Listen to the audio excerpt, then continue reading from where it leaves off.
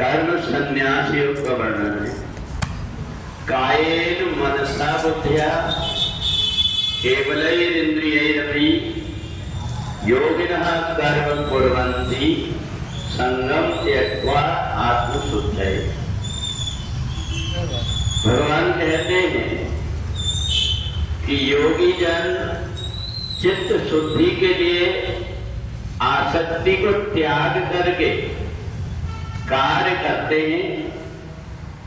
उनका उस कर्म से कोई संयोग नहीं रहता, अर्थात आसक्ति को छोड़ करके कर्म करते हैं। अर्जुन से भगवान ने कहा कि संसार में जीवात्मा का जन्म और मरण का चक्कर इसलिए चलता है क्योंकि ये जहां जाता है वहीं जाकर के अपने आप बंध जाता है। अगर कोई व्यक्ति बाहर गया, अच्छे से अच्छा खाना भी मिला, अच्छे से अच्छा घर मिला, परंतु उसको ये पता रहता है कि मैं यहाँ मेहमान जैसे आया हूं, तो वहां उस जगह पर उसकी आसक्ति नहीं होती। परंतु जहां व्यक्ति मान लेता है कि मेरा है, वहां वह आसक्ति से बंध जाता है और यही आसक्ति ही जीवात्मा के बंधन का कारण बनती है। संसार में रहते हुए जैसे नाव पानी के ऊपर चलती है, वैसे ही अगर व्यक्ति संसार में बिना किसी प्रकार के स्वार्थ के जैसी परिस्थिति आई उसके अनुरूप अपने आप को बना करके और संसार में रहता है और कर्म के बंधन में नहीं बनता।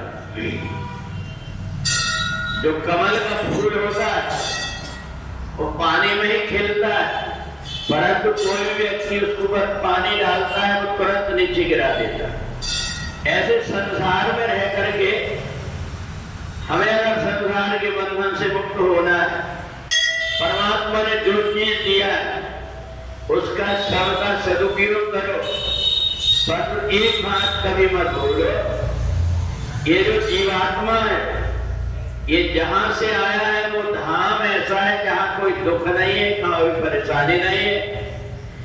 उस स्थान को हम केवल छोड़ करके आए थोड़े समय के लिए, क्योंकि हमारे मन के अंदर संसार को देखने की कोई जन्मों के कर्म बाकी रह गए, इसलिए हम कर्म करके आए। और इसलिए अगर कोई व्यक्ति संसार में आकर के अपने शरीर को अकाल मौत में मर करके और शरीर को छोड़ता है तो उसे बहुत दिनों तक प्रेत योनि में भटकना पड़ता है। इसलिए इस शरीर को छोड़ने के पहले परमात्मा की भक्ति में लगा दे।